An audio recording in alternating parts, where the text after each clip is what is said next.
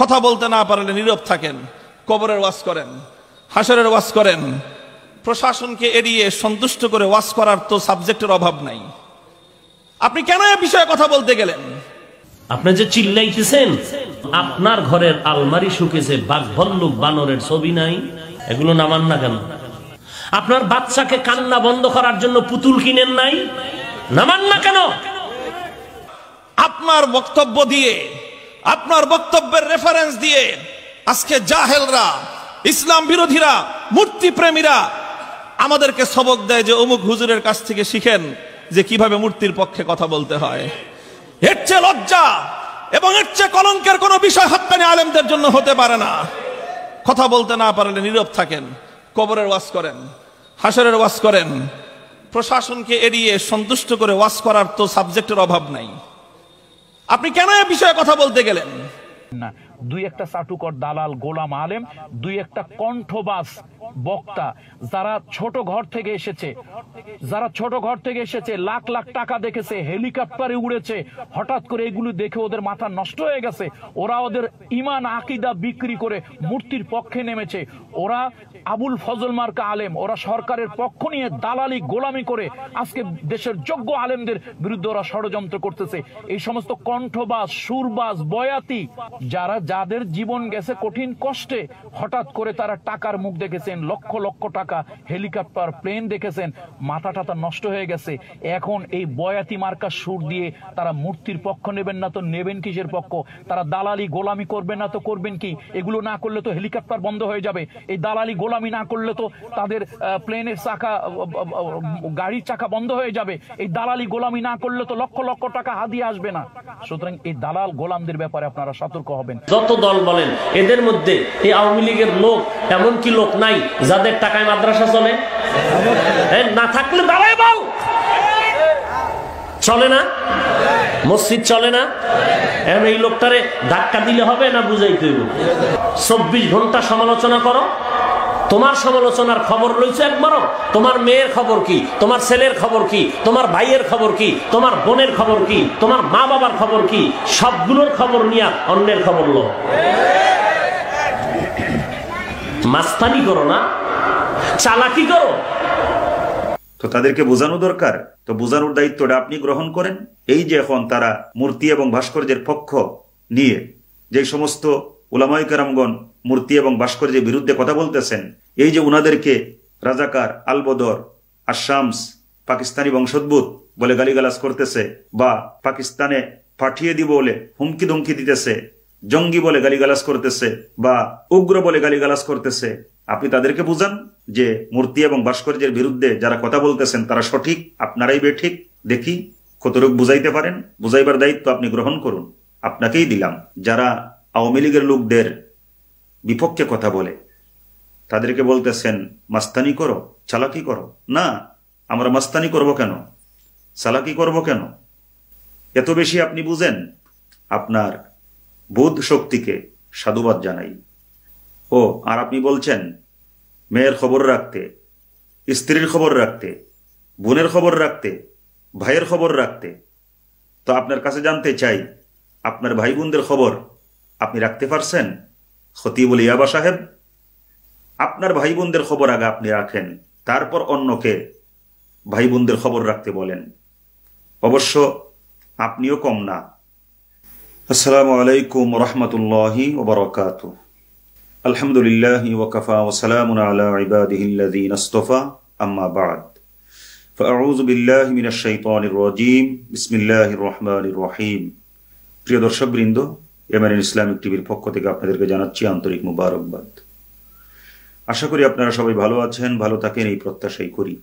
প্রিয় দর্শক, কয়েকদিন আগে কুয়াকাটার হুজুর নামে খ্যাত মাওলানা হাফিজুর রহমান, যিনি খতিবুল উম্মাহ উপাধি পেয়েছিলেন, যাকে আমি মনে করি খতিবুল উম্মাহ নয়, খতিবুল ইয়াবা, হাফিজুর রহমান সাহেবের একটি বক্তব্য ভাইরাল হয়েছিল। যে বক্তব্যটি শাইখুল হাদিস ইবনে শাইখুল হাদিস আল্লামা মামুনুল হক হাফিজাহুল্লাহকে কুসা মেরে উনি করেছিলেন। শুধু আল্লামা মামুনুল হক সাহেবই নন, বরং এদেশের হকপন্থী উলামায়ে কেরামগণ যারা মূর্তি এবং ভাস্কর্যের বিরুদ্ধে কথা বলেছিলেন, সবাইকে বৃদ্ধাঙ্গুলি প্রদর্শন করে আমাদের খতিবুল ইয়াবা সাহেব বক্তব্য দিয়েছিলেন। তো আসুন শুনি উনি কি বলেছিলেন। আপনি যে চিল্লাইতেছেন, আপনি মুসলমান, রসুলের উম্মত, আপনার ঘরের আলমারি শুকেছে, বাঘ ভল্লুক বানরের ছবি নাই, এগুলো নামান না কেন? আপনার বাচ্চাকে কান্না বন্ধ করার জন্য পুতুল কিনেন নাই, নামান না কেন?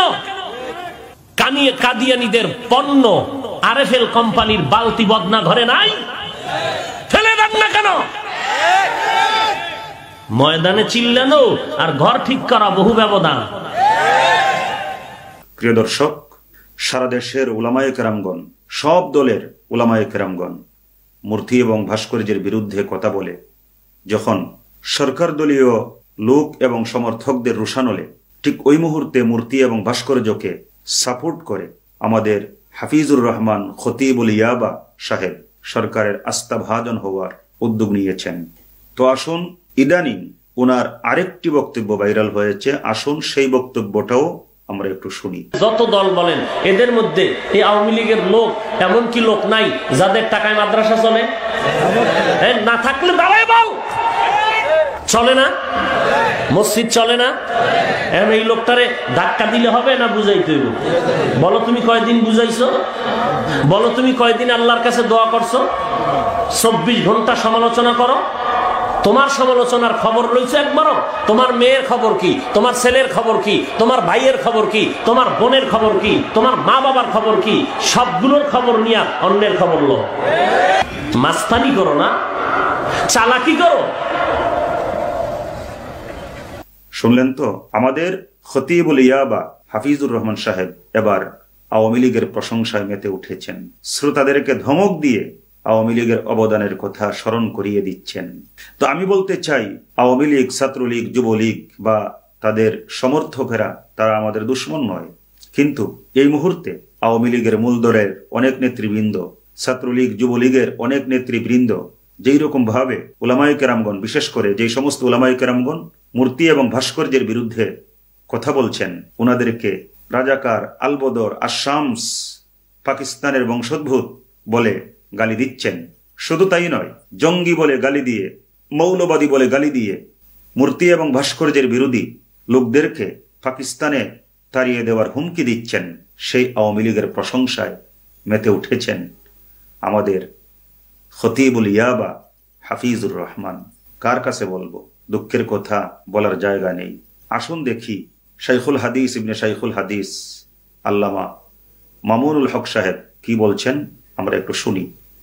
কিন্তু যে অনুরোধটি করব হাতে ধরে পায়ে ধরে, যদি কেউ হকের কথা, সঠিক কথা যদি বলতে চায়, তাহলে অন্তত আলেম হয়ে আপনি তার বিরুদ্ধাচরণ করবেন না। আপনি মঞ্চে তার বিরুদ্ধে কথা বলবেন না। আপনার বক্তব্য দিয়ে, আপনার বক্তব্যের রেফারেন্স দিয়ে আজকে জাহেলরা, ইসলাম বিরোধীরা, মূর্তি প্রেমীরা আমাদেরকে সবক দেয় যে অমুক হুজুরের কাছ থেকে শিখেন যে কিভাবে মূর্তির পক্ষে কথা বলতে হয়। এর চেয়ে লজ্জা এবং এর চেয়ে কলঙ্কের কোনো বিষয় হাক্কানি আলেমদের জন্য হতে পারে না। কথা বলতে না পারলে নীরব থাকেন, কবরের ওয়াজ করেন, হাসরের ওয়াজ করেন। প্রশাসনকে এড়িয়ে সন্তুষ্ট করে ওয়াজ করার তো সাবজেক্টের অভাব নাই। আপনি কেন এ বিষয়ে কথা বলতে গেলেন? হ্যাঁ, আল্লামা মামুনুল হক হাফিজাহুল্লাহ উনি তো ঠিক কথাই বলেছেন। আপনি যদি প্রতিবাদী হতে না পারেন, যিনি সত্যের পক্ষে কথা বলছেন, যিনি প্রতিবাদ করে যাচ্ছেন, যিনি বাতিলকে প্রতিরোধ করবার জন্য দায়িত্ব কাঁধে নিয়েছেন, আপনি তার বিরুদ্ধাচরণ করা, এটা একজন ইসলামের লেবাসদারী ব্যক্তির পক্ষে মানায় না। তাহলে আপনি ঘোষণা করে দিন আমি কোনো আলেম নই, আমি জাহেল। আপনি ঘোষণা করে দিন আমি খতিবুল উম্মাহ নই, আমি খতিবুল ইয়াবা। আপনি ঘোষণা করে দিন আমি খতিবুল উম্মাহ নই, আমি খতিবুল আওয়ামী লীগ। তাহলে আমরা বুঝে নিব আল্লামা মামুনুল হক সাহেবের কথার সাথে আপনার কথা একরকম হবে না, এটাই বাস্তব। আমরা ধরে নিব এদেশের হকপন্থী আলেমদের কথার সাথে আপনার কথা মিলবে না, এটাই বাস্তব। কারণ আপনি তো খতিবুল ইয়াবা, আপনি তো খতিবুল আওয়ামী লীগ। মুহতারাম মামুনুল হক সাহেবের এই কথাটি শুনে কষ্টে আমার বুকটা ফেটে যাচ্ছে। কারণ উনি তো নিজের স্বার্থে কোনো কথা বলেননি। উনি যা বলেছেন ইসলামের জন্য বলেছেন, আল্লাহর দ্বীনের জন্য বলেছেন, আল্লাহর একটি বিধানকে প্রতিষ্ঠিত করবার জন্য বলেছেন। আরে ভাই, আমি যদি মামুনুল হক সাহেবের মতো বলতে না পারি, তাহলে আমার উচিত হবে মামুনুল হক সাহেব বা যে কোনো হকপন্থী আলেম কোনো ভালো কথা বললে ওনার কথাকে সমর্থন করা, ময়দানে ওনাকে একা একা ছেড়ে দিব না, উনি আমাদের সকলের পক্ষ থেকে দায়িত্ব পালন করছেন। কোন দায়িত্ব? যেই দায়িত্ব পালন করতে আল্লাহ পাক নির্দেশ দিয়েছেন, তোমরা মানুষকে সত্যের দিকে আহ্বান জানাও। প্রিয় দর্শক, তাহলে এখন প্রশ্ন, আমাদের খতিবুল ইয়াবা সাহেব তিনিও তো এই দেশের হকপন্থী আলেমদের মতো মাথায় টুপি দেন, মাঝে মধ্যে পাগড়িও লাগান, গায়ের মধ্যে পাঞ্জাবি, মুখের মধ্যে রাসূলের সুন্নতি দাড়ি, তিনি সুন্নতের পক্ষে কথা বলেন, মিষ্টি ভাষায় প্রাঞ্জল ভাষায় যুবকদেরকে আকৃষ্ট করতে পারেন। তাহলে হকপন্থী উলামায়ে কেরামদের সাথে ওনার কথা মিলে না কেন?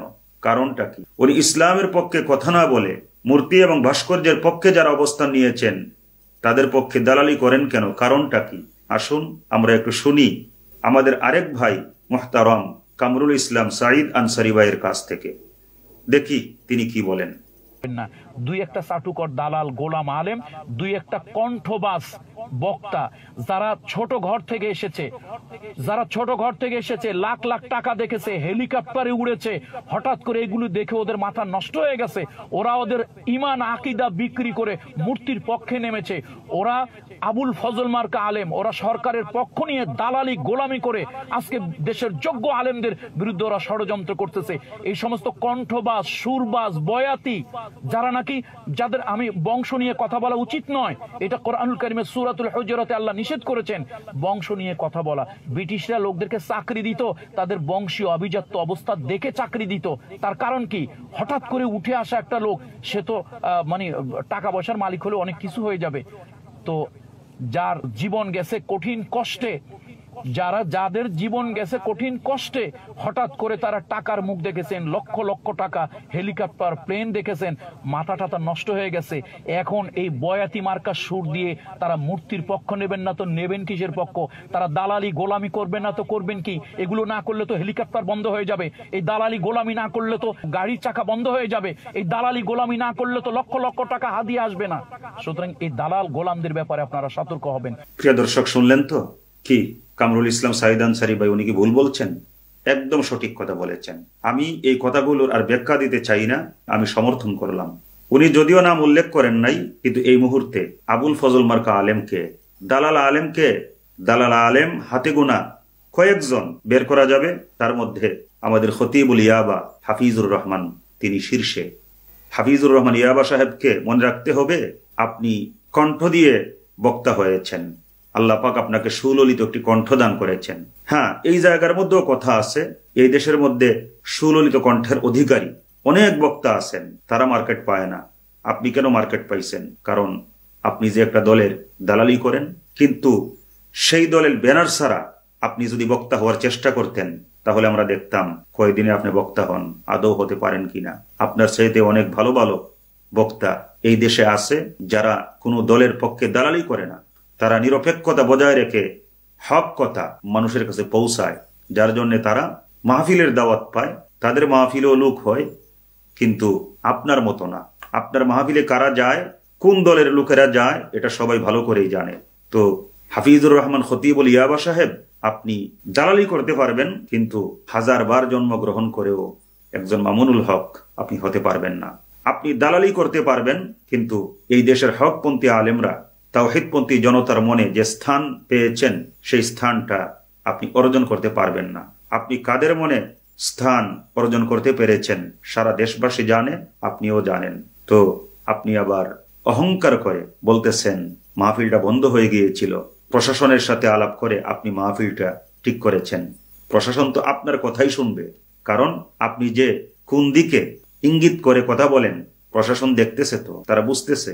তাই অনেকের মাহফিলে বাধাবিঘ্ন হলেও আপনার মাহফিলে কোনো বাধা আসবে না। আর আপনি এটাই তো চেয়েছেন, মাহফিল ছাড়া চলা যাবে না, মাহফিল আপনাকে করতেই হবে। হককে বিসর্জন দিয়ে হলেও এদেশের তাওহীদপন্থী হকপন্থী সকল উলামায়ে কেরামদের বিরুদ্ধাচরণ করে হলেও আপনার মাকাম উন্নত করতে হবে, আপনার মাহফিল চালিয়ে যেতে হবে। আরে ভাই, মাহফিল ছাড়া যদি আপনার ঘরের মধ্যে বাজার না হয়, আপনি দেশে আলেম ওলামাদেরকে বলতেন, তারা আপনার ঘরের বাজারের ব্যবস্থা করে দিত। আপনি এই টুপি, পাঞ্জাবি, দাড়ি সব কিছু লাগিয়ে রাসূলের সুন্নাতকে কেন কলঙ্কিত করতে গেলেন? কেন আপনি মামুনুল হক সাহেবের বিরুদ্ধে অবস্থান নিতে গেলেন? কেন আপনি হকপন্থী উলামায়ে কেরামদের বিরুদ্ধে অবস্থান করতে গেলেন? আপনি না নামের সাথে খতিবুল উম্মাহ লেখেন? এই কি উম্মতের খতিবের অবস্থা? আজকের থেকে আপনার নাম থেকে খতিবুল উম্মাহ মুছে ফেলুন, এবং এখনো যারা আপনার নামের মধ্যে খতিবুল উম্মাহ লিখে তাদেরকে তওবা করতে হবে। আপনি খতিবুল উম্মাহ নন, আপনি খতিবুল ইয়াবা বা খতিবুল আওয়ামী লীগ, একটি নির্দিষ্ট চক্রের আপনি খতিব। খতিবুল উম্মাহ তো তিনি যিনি বাতিলকে সমর্থন করেন না, যিনি হক কথা বলেন অথবা হককে সমর্থন করেন। খতিবুল উম্মাহ তিনি যিনি মানুষকে শয়তানের পথ থেকে সরায়া আল্লাহর পথে আহ্বান করেন। খতিবুল উম্মাহ তিনি যিনি কোরআন হাদিস বিরোধী কোনো কিছু হলে মানুষকে সচেতন করে কোরআন হাদিসের সঠিক জিনিসটি মানুষের কাছে পৌঁছায়া দেন। আপনি একটু ভাবুন, আপনার কর্মকাণ্ডের দিকে লক্ষ্য রাখুন। আপনি কি খতিবুল উম্মাহ এই বাক্যটির মর্যাদা রক্ষা করতে পেরেছেন? তাই সাবধান, আজকের থেকে আর নামের সাথে খতিবুল উম্মাহ যুক্ত করবেন না। আমার লজ্জা হয়, কষ্ট লাগে, যিনি আপনাকে এই খতিবুল উম্মাহ উপাধিতে ভূষিত করেছিলেন। কেন, কোন স্বার্থে, কিসের ভিত্তিতে আপনাকে খতিবুল উম্মাহ সার্টিফিকেটটা তিনি দিয়েছিলেন আল্লাহ পাকই ভালো জানেন। ওনার সম্পর্কে আমি কোনো সমালোচনা করব না, যেহেতু উনি একজন বড় আলেম। তবে যিনি আপনাকে খতিবুল উম্মাহ সার্টিফিকেট দিয়েছিলেন সেই মহতারাম হজরতের দৃষ্টি আকর্ষণ করব, তিনি যেন একটু ভাবেন আপনি কি আদৌ খতিবুল উম্মাহ বাক্যের মর্যাদা রক্ষা করতে পেরেছেন কিনা। যদি না পেরে থাকেন তাহলে যিনি আপনাকে এই লকবটি দিয়েছিলেন তিনি যেন লকবটি আপনার কাছ থেকে ফেরত নিয়ে নেন। আপনি আপনার বক্তব্যে আওয়ামী লীগের লোকদের প্রশংসা করেছেন। প্রিয় দর্শক, আবারও শুনুন। যত দল বলেন এদের মধ্যে এই আওয়ামী লীগের লোক এমন কি লোক নাই যাদের টাকায় মাদ্রাসা চলে? না থাকলে দাঁড়ায় বল, চলে না? মসজিদ চলে না? এই লোকটারে ধাক্কা দিলে হবে না বুঝাইতে হইব? বলো তুমি কয়দিন বুঝাইছো? বলো তুমি কয়দিন আল্লাহর কাছে দোয়া করছো? 24 ঘন্টা সমালোচনা করো। তোমার সমালোচনার খবর লইছো একবারও? তোমার মেয়ের খবর কি? তোমার ছেলের খবর কি? তোমার ভাইয়ের খবর কি? তোমার বোনের খবর কি? তোমার মা বাবার খবর কি? সবগুলোর খবর নিয়ে অন্যের খবর লো। মাস্তানি করো না, চালাকি করো। আওয়ামী লীগের লোকদের মধ্যে অনেকেই মসজিদ মাদ্রাসায় খেদমত করেন, দান খয়রাত করেন। তো দান খয়রাত করেন ওনার লাভের জন্য, পরকালীন মুক্তির আশায় দান খয়রাত করে বলেই আওয়ামী লীগের কেউ যদি কোনো ভুল করে সেই ভুলের সমালোচনা করা যাবে না, এইটা হতে পারে না। ভালো কাজের প্রশংসা করব, অবশ্যই মন্দ কাজের সমালোচনা করব। আমরা আওয়ামী লীগের লোকদেরকে 24 ঘন্টা কেন ধাক্কাইব? একটা মিনিটের জন্যও ধাক্কাইবার চিন্তা করি না। তো তাদেরকে বোঝানো দরকার, তো বোঝানোর দায়িত্বটা আপনি গ্রহণ করেন।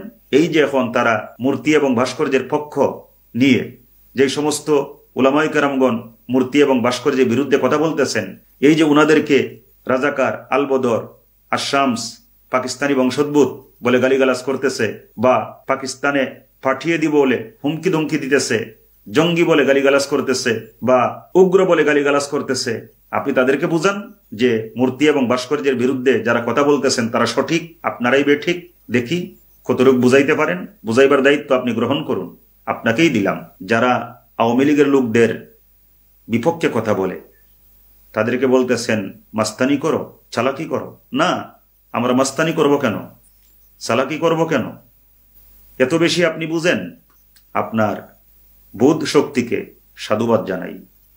ও আর আপনি বলছেন মেয়ের খবর রাখতে, স্ত্রীর খবর রাখতে, বোনের খবর রাখতে, ভাইয়ের খবর রাখতে। তো আপনার কাছে জানতে চাই, আপনার ভাই বোনদের খবর আপনি রাখতে পারছেন? খতিবুল ইয়াবা সাহেব, আপনার ভাই বোনদের খবর আগে আপনি রাখেন, তারপর অন্যকে ভাই বোনদের খবর রাখতে বলেন। অবশ্য আপনিও কম না, এই কথাগুলো বলতাম না। কেন বললাম জানেন? বলার কারণ একমাত্র ইসলাম, বলার কারণ একমাত্র হকপন্থী উলামায়ে কেরামদের মহব্বত। হকপন্থী মনে করে আপনাকেও ভালোবাসা দিতে কম দেই নাই। আমি কিন্তু আপনার জুনিয়র না, আমি কিন্তু বয়সেও আপনার ছোট না, তারপরেও আপনাকে অনেক ভালোবেসেছি, অনেক সম্মান করেছি, অনেক শ্রদ্ধা করেছি। কেন করেছি? দ্বীনের স্বার্থে আপনার দ্বারা ফায়দা হচ্ছে। এই জন্যে যখন কেউ আপনাকে সমালোচনা করেছে ফেসবুক, ইউটিউবে, আমি কিন্তু আপনার পক্ষে লিখেছি, আমি আপনার পক্ষে বলেছি, কিন্তু আজকে আপনার সমালোচনা করতে বাধ্য হলাম শুধুমাত্র ইসলাম এবং উলামায়ে কেরামদের মহব্বতে। আপনার কথা ইসলামের পক্ষে না, আপনার কথা নাস্তিকদের পক্ষে, দালালদের পক্ষে, আপনার কথা হকপন্থী উলামায়ে কেরামদের বিপক্ষে। এই জন্যে আমিও আপনার বিপক্ষে বলতে বাধ্য হলাম। তাই খতিবুল ইয়াবা সাহেব, যদি সত্যি আপনি দ্বীনের রাহবার হয়ে থাকেন, আশা করি তাওবা করে ফেরত আসবেন। মামুনুল হক সাহেবের মনে যে কষ্ট দিয়েছেন, হকপন্থী উলামায়ে কেরামদের মনে যে কষ্ট দিয়েছেন, আশা করি আপনি নিজেই শুধরানোর চেষ্টা করবেন। তাই শুধরানোর চেষ্টা করুন, অপব্যাখ্যা দেওয়া থেকে বিরত থাকুন। আর যদি বিরত থাকতে না পারেন, তাহলে ইসলামী লোক পরিচয় না দিয়ে আপনি আওয়ামী লীগের নেতা হয়ে যান, ছাত্রলীগ বা যুবলীগের নেতা হয়ে যান, তাহলে আপনাকে নিয়ে আমাদের আর কোনো মাথা ব্যথা হবে না। যেহেতু আলেম পরিচয় দিয়ে চলতেছেন, আপনার কথাগুলো দলিল বানিয়ে মূর্তি এবং ভাস্কর্যের পক্ষের লোকেরা উলামায়ে কেরামদেরকে বিভ্রান্ত করার চেষ্টা করতেছে। তাই হয়তো মূর্তি এবং ভাস্কর্যের বিপক্ষে কথা স্পষ্ট করে হকপন্থী উলামায়ে কেরামদের দলে আসুন, নতুবা মূর্তি এবং ভাস্কর্যের পক্ষে ডাইরেক্ট কথা বলে আপনি ছাত্রলীগ, যুবলীগে যোগ দিন। সর্বশেষে আরেকটা কথা বলবো, হয়তোবা হাফিজুর রহমান খতিবুল ইয়াবা সাহেবের অনেক উগ্র সমর্থকেরা আমাকে পূর্বের ন্যায় আবারও ডিস্টার্ব করার চেষ্টা করবে। অনেক সময় গোয়েন্দা সেজে আমাকে ফোন করবে, হুমকি ধমকি দিবে। আমি সবার উদ্দেশ্যে বলবো, আজরাইল যেমন আমার বাড়ি চিনে, আজরাইল কিন্তু আপনাদের বাড়িও চিনে। আল্লাহ পাক আমাদেরকে হক কথা বলার, হক কথা বুঝার, হক কথাকে সমর্থন করার তৌফিক দান করুন। আল্লাহুম্মা আমিন। আপনারা ভালো থাকুন, সুস্থ থাকুন, এই প্রত্যাশায় আজকের মতো বিদায় নিচ্ছি। ওয়া আখির দাওয়ানা আনিল হামদুলিল্লাহি রাব্বিল আলামিন। আসসালামু আলাইকুম ওয়া রাহমাতুল্লাহি ওয়া বারাকাতুহু। মিশে এই জীবনে রং ধনুটা মুছে যাবে একদিন, জেনে নাও। থাকতে সময় খুদার রাহে নিজের জীবনটা সঁপে দাও, হায়রে নিজের জীবনটা সঁপে দাও।